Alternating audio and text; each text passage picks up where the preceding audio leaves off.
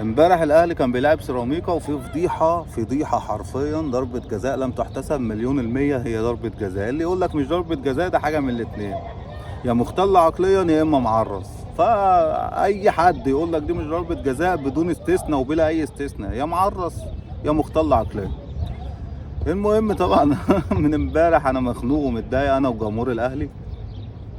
فطب الاداره هتجتمع دلوقتي، قال لك لا اصلك في حظر الساعة 9 بيقفلوا الأنوار. طيب يا عم الصباح رباح، المفروض أصحى الساعة 8 الصبح ولا الساعة 7 الصبح، ولا يعني هو أول ما الحظر يتفك يعني وأعمل اجتماع. قال لك لا استنى لسه نايمين شوية. طب على مهلكم، بينخنخوا هم كده بإيه، بيمخمخوا عشان هينزلوا بإيه، ببيان كله قرارات.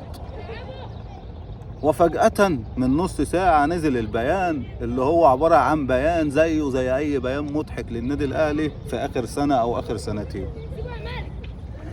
لك أن تتخيل عزيزي الأهلاوي إن البطولة العربية مرضناش نشاركوا فيها عشان في شخص شتم الإدارة بتاعت النادي الأهلي.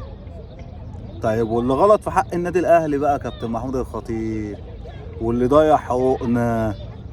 سيبك من بقى الوداد والجيش الملكي المغربي والترجي واللي حصل في السودان من الهلال السوداني والبيانات العبيطه بتاعت الاخوه واللي بينا والوطنيه والمهلبيه وبابا قال لي عد ال 100 10 20 30 40. سيبك من دي، خلينا في مصر.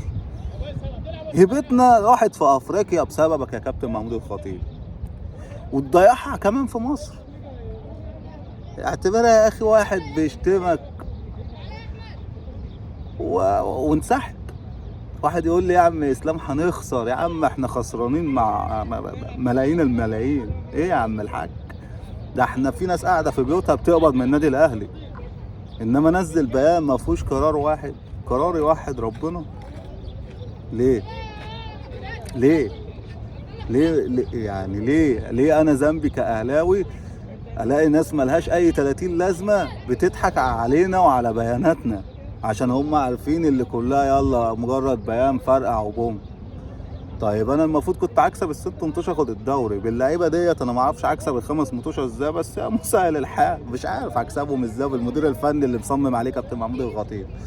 بدل ما يروح يجيب حكام للست مطوشه جابهم لماتشين بس. فاهم انت اللي هو يعني ايه، ادونا بالقفا في الاربع مطوشه بس. الماتشين دول عشان جماهيريا وكده ومهتمين بيهم الجمهور فعايزين نكسبوهم بايه، بتحكيم اجنبي. طب احنا خدنا قفا امبارح مغرق يا كابتن محمود الخطيب. ده انا مستنيك من امبارح، قلت انت هتشمر الكم وهتنزل الملعب من تاني، وكنا هنقوله بيبو بيبو بيبو بنحبك يا خطيب. اه والله اللي حصل ده كارثه. واحد يقول لي يا عم اسلام، اقول له والله العظيم انا ما عارف طالع اقول ايه، بس هو كارثه. حق النادي الاهلي ضاع، حق النادي الاهلي ضاع اقسم بالله، وهيضيع وهنشوفوا حاجات تاني وتالت ورابع. ولسه طول ما انت ساكت للاسف بيكتروا في الحموله، وانتوا عارفين المثل اللي بيتقال في الحوار دوت، بس يلا ما علينا. يا كابتن محمود يا خطيب، لو حضرتك لسه تعبان فانا بقول لك كمشجع اهلاوي انا خايف على صحة حضرتك. فيعني خلاص بقى سيبها لغيرك، سيبها لواحد قوي. الريس طلع قبل كده قال لك القوي محدش بيعرف ياكل لقمته. وفي مثل عندنا في الوردان بيقول لك العيلة اللي ما فيهاش صايع حقها ضايع. احنا دلوقتي بقى لا عندنا القوي ولا عندنا الصايع، احنا حقنا بقى ضايع ولقمتنا بقت بتتاكل وبناخده بالقفا، وهناخده افيان كتير جايه لو فضلنا ساكتين. تسجيل يا كابتن محمود الخطيب اللي عايز تسمعه. طب هتسمعه هتعمل ايه بعد كده؟ هتقول اه لا تمام الصوت دوت 3 دي لا 4 دي 5 جي ال جي. والله العظيم يا جدعان.